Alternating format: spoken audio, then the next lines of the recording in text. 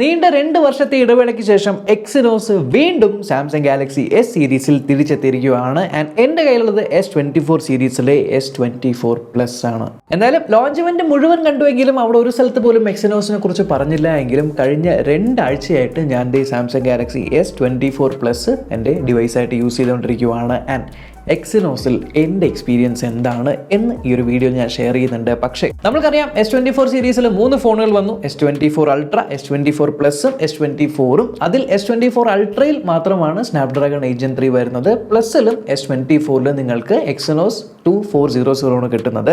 പക്ഷേ പല ആൾക്കാർക്കുള്ള doubt, processor മാറിയതുകൊണ്ട് S23 Ultra'യിലൊക്കെ കണ്ട പോലത്തെ ഫീച്ചേഴ്സ് S24ഉം 24+ മോഡലിൽ കിട്ടുമോ എന്നാണ് വിശദമായിട്ട് അത് നോക്കാം. സോ നമ്മുടെ ബ്ലാക്ക് ബോക്സ് 100% റീസൈക്കിൾഡ് പേപ്പർ എന്നൊക്കെയാണ് പറയുന്നത്. ഫോണിന്റെ പിക്ചർ ഫ്രണ്ടിലുണ്ട്. Galaxy S24+.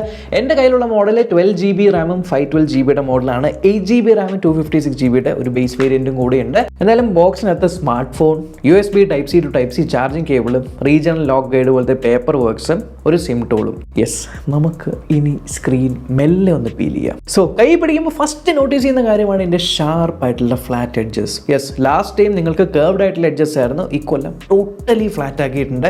അതായത് ജസ്റ്റ് ഇങ്ങനെ വെച്ച് കഴിഞ്ഞാൽ ശരിക്കും ഒരു കട്ട പോലെ ഒരു ടോട്ടൽ ഫ്ലാറ്റ് ആണ്. ഇതിന്റെ ഫ്രെയിം വന്നിരിക്കുന്നത് ആർമർ അലുമിനിയം ആണ് കേട്ടോ. ആൻഡ് ബാക്ക് സൈഡ് നിങ്ങൾക്ക് ഒരു മാറ്റ് ഫിനിഷ് കൊടുത്തിരിക്കുന്ന ഗ്ലാസ് ആണ്. ആൻഡ് ലൈറ്റ് അടിക്കുന്ന സമയത്ത് ഒരു ഷിമ്മറിങ് എഫക്റ്റ് വരുന്നുണ്ട്. പക്ഷേ ഇനി ഒരു കാര്യം പറയാനുള്ളത്, ഈ ഒരു ക്യാമറ ഡിസൈൻ, ഈ ഒരു ക്യാമറ പാറ്റേൺ എന്ന് പറയുന്നത് ശരിയാണ്, ഫ്ലാഗ്ഷിപ്പ് ലൈനപ്പിലായിരുന്നു ഈ ഒരു സെറ്റപ്പ് കൊണ്ടുവന്നിരുന്നത്. പക്ഷേ ഇപ്പോൾ അവരുടെ A സീരീസിലും M സീരീസിലും എല്ലാ സീരീസിലും ഈ സെയിം ക്യാമറ മോഡ്യൂൾസ് കൊണ്ടുവന്ന് തുടങ്ങിയുണ്ട്. ആ ഒരു യുണീക്നെസ് പോയി കിട്ടി. എന്തായാലും ദിസ് ടൈം ഡിസൈനിൽ അവർ നെയിൽ ചെയ്തിട്ടുണ്ട്. സംഭവം കൊള്ളാം. മുകൾ ഭാഗത്തായിട്ട് നിങ്ങൾക്ക് 2 സെക്കൻഡറി മൈക്രോഫോൺ ഉണ്ട്. താഴത്തെ സ്പീക്കർ ഗ്രില്ലിൻ്റെ ആ ഒരു ഷേപ്പ് മാറ്റിയിട്ടുണ്ട്. ജസ്റ്റ് ഒരു വര, Type-C കേബിള്, പിന്നെ നമുക്ക് സെക്കൻഡറി മൈക്ക്, സിം ട്രേ ഉണ്ട്, ഡ്യുവൽ നാനോ സിം ഇടാൻ പറ്റും. ആൻഡ് ബാക്ക് സൈഡിൽ ക്യാമറ മൊഡ്യൂൾസ് നിങ്ങൾക്ക് 3 എണ്ണം കാണാം. കഴിഞ്ഞ വർഷത്തിലും കുറച്ചുകൂടി ക്യാമറ മൊഡ്യൂൾസ് വലുതാക്കിയിട്ടുണ്ട് സൈസിൽ. ലെഫ്റ്റ് സൈഡിലായിട്ട് ജസ്റ്റ് ആന്റണ ഗ്രിൽസ് മാത്രമേ ഉള്ളൂ, വേറെ ഒന്നും തന്നെ ഇല്ല. ആൻഡ് ഫ്രണ്ട് ടോട്ടലി ഫ്ലാറ്റ് ആണ്. എന്തായാലും ഫോണിലുള്ള ഫീച്ചേഴ്സ് ഒന്നൊന്നായിട്ട് നമുക്ക് നോക്കാം.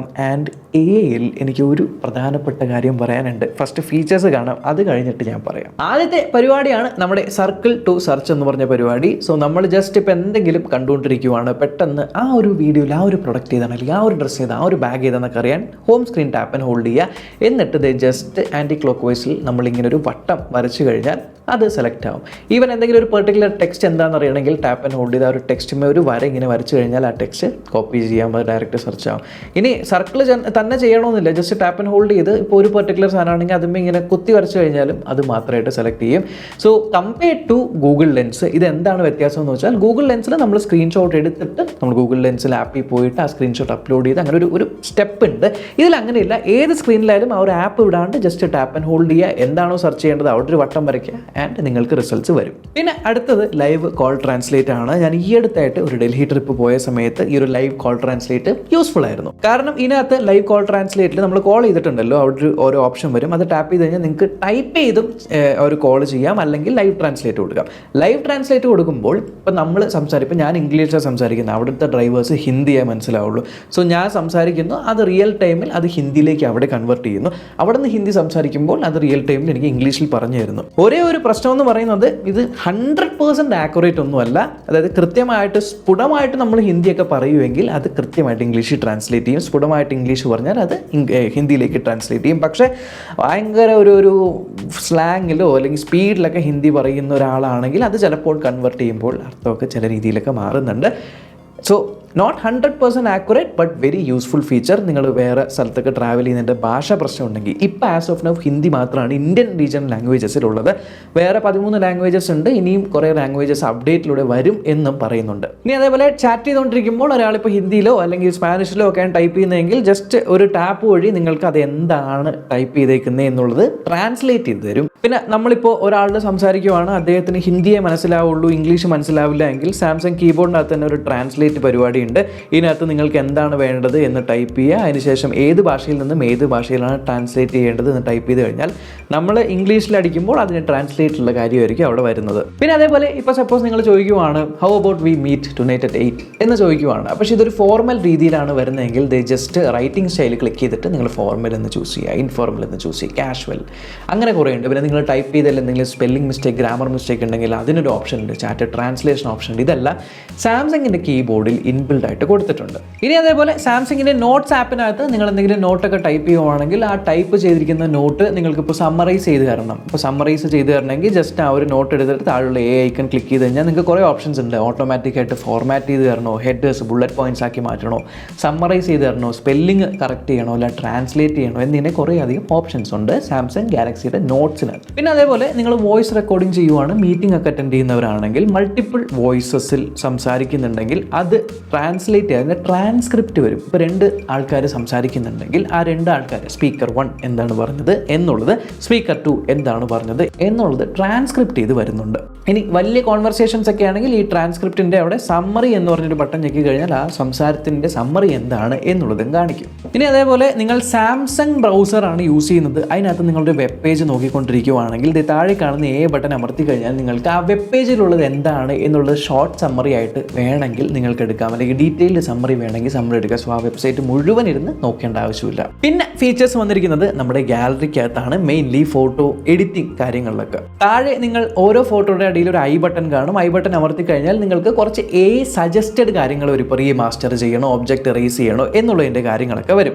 കൂടാതെ നിങ്ങൾ എഡിറ്റ് ബട്ടൺ ക്ലിക്ക് ചെയ്തിട്ട് സൈഡിലൂടെ ബട്ടൺ ഞെക്കിയാൽ നിങ്ങൾക്ക് സപ്പോസ് ഒരു ഫോട്ടോ ഉണ്ട്, അത് കുറച്ചുകൂടി ഒന്ന് നേരെ ആക്കണം, പക്ഷേ ബാക്കിയുള്ള സൈഡ് എങ്ങനെ ഫില്ല് ചെയ്ത് നോക്കുവാണെങ്കിൽ ഇപ്പോൾ സപ്പോസ് ഇങ്ങനെ എടുത്തിട്ട് നമ്മൾ ജനറേറ്റ് കൊടുത്തു കഴിഞ്ഞാൽ ആ ഒരു സാധനം ഓട്ടോമാറ്റിക്കലി വഴി ജനറേറ്റ് ആയി വരും. എന്ന് മാത്രമല്ല സപ്പോസ് നിങ്ങൾക്ക് ഒരു പർട്ടിക്കുലർ സാധനം ആ ഒരു ഇമേജിൽ വേണ്ട, ആ ഒരു ഇമേജിൽ സപ്പോസ് നീക്കണം അല്ലെങ്കിൽ അതിൻ്റെ സൈസ് മാറ്റണം എന്ന് ജസ്റ്റ് ഒന്ന് സെലക്ട് ചെയ്ത് കഴിഞ്ഞാൽ ടാപ്പ് ആൻഡ് ഹോൾഡ് ചെയ്തിട്ട് ഇത് എവിടെയാണോ കൊണ്ടുവയ്ക്കേണ്ടത് അവിടെ കൊണ്ടുവയ്ക്കുക, സൈസ് കൂട്ടണോ കുറയ്ക്കണോ, എറേസ് ചെയ്യണോ, അങ്ങനെ കാര്യങ്ങളെല്ലാം ചൂസ് ചെയ്തിട്ട് ജനറേറ്റ് കൊടുത്തു കഴിഞ്ഞാൽ അത്യാവശ്യം നല്ല രീതിയിൽ തന്നെ അത് മാറ്റി തരുന്നുണ്ട്. പിന്നെ അതേപോലെ നിങ്ങൾ HDR-ലാണ് വീഡിയോസ് അല്ലെങ്കിൽ ഫോട്ടോസ് എടുത്തിരിക്കുന്നതെങ്കിൽ ഡയറക്റ്റ് HDR-ൽ പ്രിവ്യൂ ചെയ്യും. അതായത് ഇപ്പോൾ HDR-ലെ പ്രത്യേകത എന്ന് വെച്ചാൽ ഹൈലൈറ്റ്സ് എല്ലാം ഭയങ്കര ബ്രൈറ്റും ഷാഡോസ് എല്ലാം ഭയങ്കര ഡാർക്കും ആയിരിക്കും. അതായത് ഇപ്പോൾ ഫോണിൻ്റെ ബ്രൈറ്റ്നസ് ശരിക്കും നമ്മൾ കൂട്ടുമ്പോൾ എൻ്റെ സ്ക്രീനിൻ്റെ ബ്രൈറ്റ്നസ്സാണ് കൂടുന്നത്. പക്ഷേ HDR-ൽ അങ്ങനെയല്ല, ഹൈലൈറ്റ്സ് ഉള്ള സ്ഥലത്ത് മാത്രം ബ്രൈറ്റ്നസ് കൂടും, ഹൈലൈറ്റ്സ് ഇല്ലാത്ത സ്ഥലത്ത് മാത്രം ബ്രൈറ്റ്നസ് കുറയും. അത്തരത്തിൽ ഉള്ള പ്രിവ്യൂ നമുക്ക് ലഭിക്കുന്നുണ്ട്. പിന്നെ അതേപോലെ നിങ്ങൾക്ക് സ്ലോമോ വീഡിയോസിൽ റെക്കോർഡ് ചെയ്യാനായിട്ട് പറ്റും. നിങ്ങൾക്ക് 1080p 240 FPS റെക്കോർഡ് ചെയ്യാം, അല്ലെങ്കിൽ 4K 120 FPS റെക്കോർഡ് ചെയ്യാം. ആൻഡ് ഈ സ്ലോമോ വീഡിയോ ഇപ്പോൾ നോർമൽ വീഡിയോ ആണ്, സ്ലോമോ അല്ലെങ്കിൽ കൂടെ നിങ്ങളൊരു വീഡിയോ പ്ലേ ചെയ്യുന്ന സമയത്ത് ജസ്റ്റ് സ്ക്രീനിൽ ടാപ്പ് ആൻഡ് ഹോൾഡ് ചെയ്ത് കഴിഞ്ഞാൽ ഓട്ടോമാറ്റിക്കലി ഫ്രെയിമേഡ് ജനറേറ്റ് ചെയ്ത് സ്ലോമോ വീഡിയോ ആക്കി തരുന്നുണ്ട്. ഇനി അതേപോലെ നിങ്ങൾ ഫോട്ടോസ് എക്സ്ട്രീം എക്സ്പോഷർ അല്ലെങ്കിൽ എക്സ്ട്രീം സൺലൈറ്റിലൊക്കെ എടുക്കുന്നവരാണെങ്കിൽ നിങ്ങൾക്ക് ND ഫിൽറ്റർ എന്തായിരിക്കും എന്നറിയാം. അതായത് അനാവശ്യമായ എക്സ്പോഷറൊക്കെ കട്ട് ചെയ്യാനായിട്ടും ബാലൻസ് ചെയ്യാനായിട്ടും ഇതിനകത്തുള്ള നമ്മുടെ എക്സ്പേർട്ട് റോ എന്ന് പറഞ്ഞ ഓപ്ഷനകത്ത് പോയി കഴിഞ്ഞാൽ മുകളിലായിട്ട് നിങ്ങൾക്ക് ഒരു digital ND filter by default തരുന്നുണ്ട്. സോ ഡിജിറ്റൽ ND ഫിൽറ്റർ വഴി നമുക്കത് കൺട്രോൾ ചെയ്യാനായിട്ട് പറ്റും, എക്സ്പോഷറൊക്കെ ഓവർ എക്സ്പോസൊക്കെ ആയി പോകാതിരിക്കാൻ. സോ ഇതൊക്കെയായിരുന്നു അവർ പറഞ്ഞിരുന്ന ഫീച്ചേഴ്സ്. ആൻഡ് ഈ പറഞ്ഞ കാര്യങ്ങളെല്ലാം അത്യാവശ്യം നല്ല രീതിയിൽ തന്നെ S24 Plusൽ വർക്ക് ചെയ്യുന്നുണ്ട്. പക്ഷേ ഇവിടെയുള്ള ഒരു ശ്രദ്ധിക്കേണ്ട കാര്യം എന്താണെന്ന് വെച്ചാൽ ഞാൻ ഈ പറഞ്ഞതിൽ ഓൾമോസ്റ്റ് 80% ഓഫ് ദി ഫീച്ചേഴ്സും നിങ്ങൾക്ക് ഇൻ്റർനെറ്റ് ഇല്ലാതെ യൂസ് ചെയ്യാനായിട്ട് പറ്റില്ല. ഇതിനകത്ത് ആക്ച്വലി എവിടെയാണ് പ്രോസസ് ചെയ്യേണ്ടത്? ആർട്ടിഫിഷ്യൽ ഇൻ്റലിജൻസിൻ്റെ മെനു പോയി കഴിഞ്ഞാൽ നിങ്ങൾക്ക് ഓൺ ഡിവൈസ് പ്രോസസ് ചെയ്യണോ അതോ ക്ലൗഡിൽ പോയിട്ട് പ്രോസസ് ചെയ്യണോ എന്നുള്ള കാര്യമുണ്ട്. അത് നിങ്ങൾ ഓൺ ഡിവൈസ് ആണ് ഓണാക്കി ഇടുന്നതെങ്കിൽ, അഥവാ നിങ്ങളുടെ ഫോണിൽ നെറ്റും വൈഫൈ ഇല്ല എന്നുണ്ടെങ്കിൽ, സപ്പോസ് മെസ്സേജ് ടൈപ്പ് ചെയ്യുവാണ്, ട്രാൻസ്ലേറ്റ് ചെയ്യണമെങ്കിൽ ജസ്റ്റ് ട്രാൻസ്ലേറ്റിൻ്റെ ബട്ടൺ അമർത്തി കഴിഞ്ഞാൽ ഓൺ ഡിവൈസ് ട്രാൻസ്ലേറ്റ് ചെയ്തോളും. പക്ഷേ നിങ്ങൾ സപ്പോസ് ചാറ്റ് ട്രാൻസ്ലേഷൻ അല്ലാതെ റൈറ്റിംഗ് സ്റ്റൈൽ മാറ്റാൻ നോക്കിക്കഴിഞ്ഞാൽ നെറ്റ്വർക്ക് ഇല്ലാണ്ട് പറ്റില്ല. സ്പെല്ലിംഗ് ആൻഡ് ഗ്രാമർ നോക്കുവാണെങ്കിൽ നെറ്റ്വർക്ക് ഇല്ലാണ്ട് പറ്റില്ല. ഇനി ഗാലറിയിൽ പോയിട്ട് നിങ്ങളൊരു ഒബ്ജക്റ്റിനെ എറേസ് ചെയ്യാനായിട്ട് നോക്കുവാണെങ്കിൽ അത് നെറ്റ്വർക്ക് ഇല്ലാണ്ട് പറ്റും. റീമാസ്റ്റർ ചെയ്യാൻ നോക്കിയാൽ അത് ഓൺ ഡിവൈസ് തന്നെ പറ്റും. ഒരു വീഡിയോനെ സ്ലോ മോഷൻ ആക്കാൻ ടാപ്പ് ആൻഡ് ഹോൾഡ് ചെയ്ത് കഴിഞ്ഞാൽ അതും നെറ്റ്വർക്ക് ഇല്ലാണ്ട് പറ്റും. പക്ഷേ നിങ്ങൾ സപ്പോസ് ഒരു ഇമേജ് എക്സ്പാൻഡ് ചെയ്യാനായിട്ട് പിൻക്ലൈൻ ചെയ്തിട്ട് ഫില്ല് ചെയ്യാനായിട്ട് നോക്കുവാണെങ്കിൽ അതിന് നെറ്റ്വർക്ക് വേണം. ഒരു പെർട്ടിക്കുലർ ഒബ്ജക്റ്റിനെ ഒരു സ്ഥലത്ത് നിന്ന് മൂവ് ചെയ്ത് വെക്കണമെങ്കിൽ അതിന് നെറ്റ്വർക്കിന് വേണം. എന്നാൽ ഇതിനകത്ത് നിങ്ങൾക്ക് ഇന്റർപ്രറ്റർ എന്ന് പറഞ്ഞൊരു കാര്യമുണ്ട്. അതായത് നമ്മളൊരു ഭാഷ സംസാരിക്കുന്നു, ആ ഭാഷ എന്താണ് എന്ന് ആ ഭാഷ അറിയാത്ത ഒരാൾക്ക് അയാളുടെ ഭാഷയിൽ പറഞ്ഞു കൊടുക്കുന്നു, അയാൾ തിരിച്ച് സംസാരിക്കുന്നു, അത് നമ്മുടെ ഭാഷയിൽ പറയുന്നു.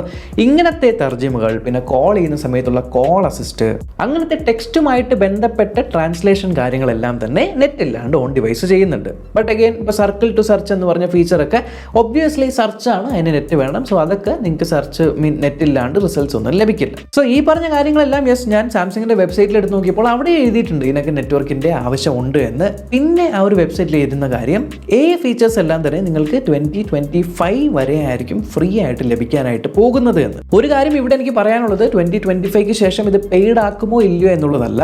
ഇപ്പോഴത്തേക്ക് ഫീച്ചേഴ്സ് ഒരുവിധം കൊള്ളാം. മേ ബി ഒരു 80% ഫൈൻ നന്നായിട്ട് വർക്ക് ചെയ്യുന്നുണ്ട്. ബട്ട് സ്റ്റിൽ അപ്ഡേറ്റ് വഴി ഇഷ്ടം പോലെ ഇമ്പ്രൂവ് ചെയ്യാം, ഇഷ്ടം പോലെ പുതിയ ഫീച്ചേഴ്സ് കൊണ്ടുവരാം. അതുകൊണ്ട് തന്നെ ഈ ഒരു 2025ക്കുള്ളിൽ എന്തൊക്കെ എക്സ്ട്രാ ഫീച്ചേഴ്സ് ആണ് വരുന്നത്, ഈ ഫീച്ചേഴ്സ് ഒക്കെ എങ്ങനെയാണ് റിഫൈൻഡ് ആവാൻ പോകുന്നത് എന്നൊക്കെ അനുസരിച്ചിരിക്കും 2025ക്ക് ശേഷം ഇതെങ്ങനെയാണ് പെയ്ഡ് ആകുമോ, സബ്സ്ക്രിപ്ഷൻ മോഡലാകുമോ, ഫ്രീ ആയിട്ട് ഉണ്ടാകുമോ, അല്ല മോഡൽ അനുസരിച്ച് ഫീച്ചേഴ്സിന്റെ ഫീച്ചേഴ്സ് മാറുമോ, ഇതൊക്കെ ഒരു അൺസർട്ടനിറ്റി ആണ്.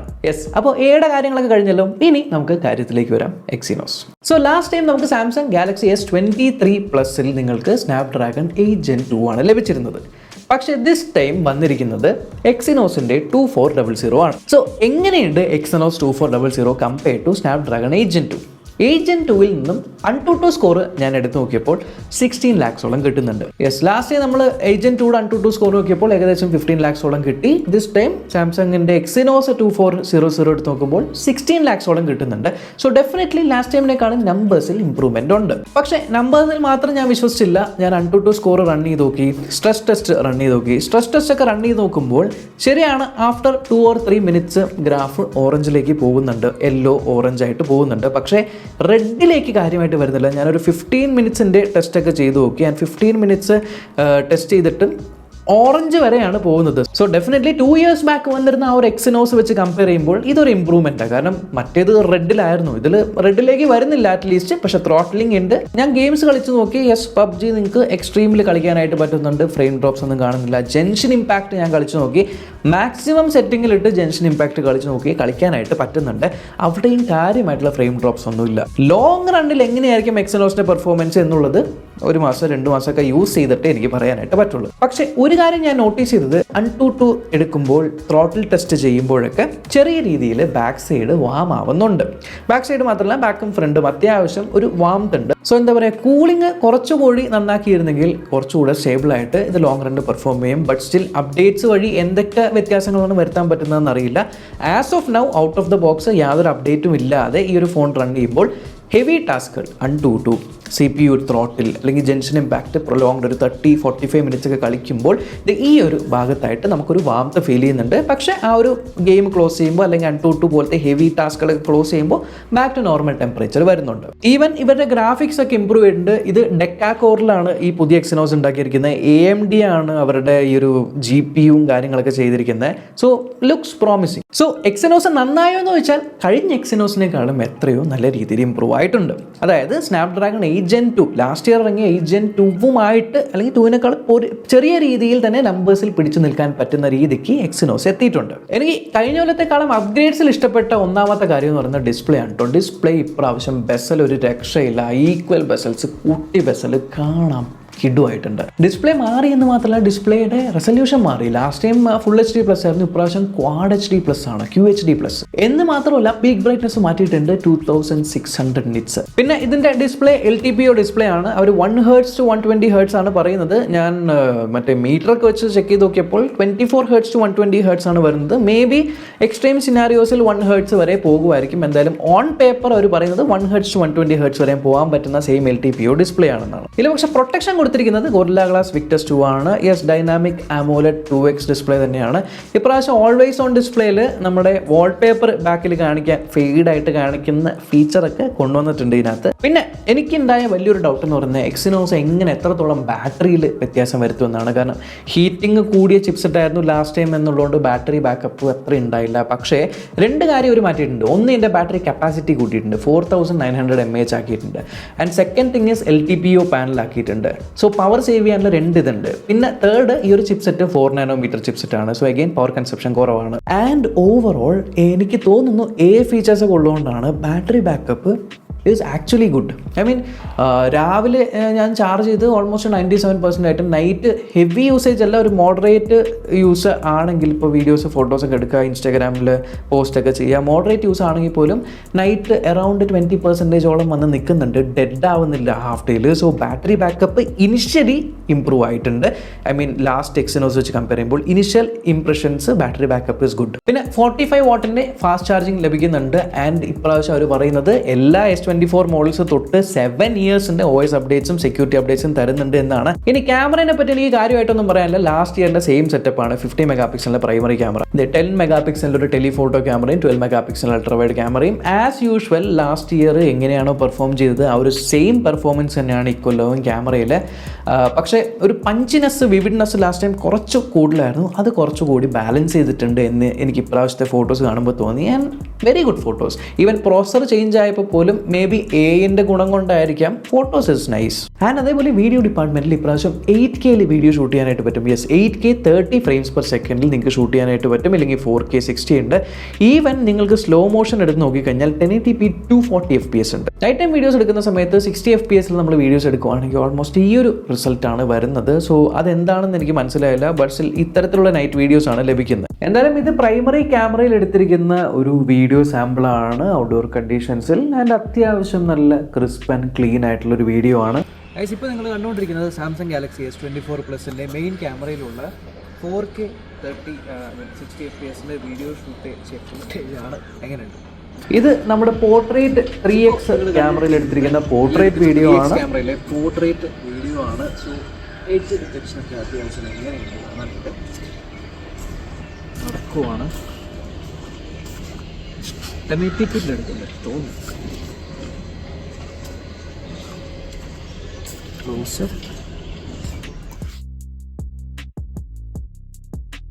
പിന്നെ നമുക്ക് 1x 3x അല്ലാതെ 30x വരെ സൂം ചെയ്യാനായിട്ട് പറ്റും. AI കേപ്പബിലിറ്റി ഉള്ളതുകൊണ്ട് കുറച്ചുകൂടി ഗ്രെയിൻസ് ഒക്കെ കുറവായിരിക്കും. സോ ഇത്തരത്തിലുള്ളൊരു റിസൾട്ടാണ് നമുക്ക് 30x സൂമിൽ കിട്ടുന്നത്. Front selfie camera last time പോലെ തന്നെ 12 മെഗാ പിക്സലിൻ്റെ ആണ്. And normal selfies are absolutely good. ഒരു പ്രശ്നമില്ല സെൽഫീസിന്. ആകെ കണ്ടത് നമ്മൾ പോർട്രേറ്റ് സെൽഫീസ് എടുക്കുന്ന സമയത്ത് ചില സമയങ്ങളിൽ മാത്രം ആ ഒരു എഡ്ജ് ഡിറ്റക്ഷൻ പാടുന്നുണ്ട്. But most of the time it's fine. ഒരു കാര്യം ഞാൻ നോട്ടീസ് ചെയ്ത്, ഔട്ട്ഡോറിൽ ഞാൻ വീഡിയോസ് ഷൂട്ട് ചെയ്യുന്ന സമയത്ത് ഡയറക്റ്റ് സൺലൈറ്റിൻ്റെ അടിയിലാണെങ്കിൽ ഞാൻ 4K വീഡിയോസ് ഷൂട്ട് ചെയ്യുവാണെങ്കിൽ, പോർട്രേറ്റ് വീഡിയോസ് ഒക്കെ ഷൂട്ട് ചെയ്യുവാണ്, അല്ലെങ്കിൽ പോർട്രേറ്റ് ഫോട്ടോസ് ഒക്കെ ഷൂട്ട് ചെയ്യുവാണെങ്കിൽ ചെറിയ രീതിയിൽ ബാക്ക് സൈഡും ഫ്രെയിമും വാം ആവുന്ന ഒരു കാര്യം ഞാൻ കണ്ടായിരുന്നു. ആൻഡ് ഫ്രണ്ട് ക്യാമറയിൽ നിങ്ങൾക്ക് 4K 60 FPS ഇത്തരത്തിൽ വീഡിയോസ് ഷൂട്ട് ചെയ്യാനായിട്ട് പറ്റും.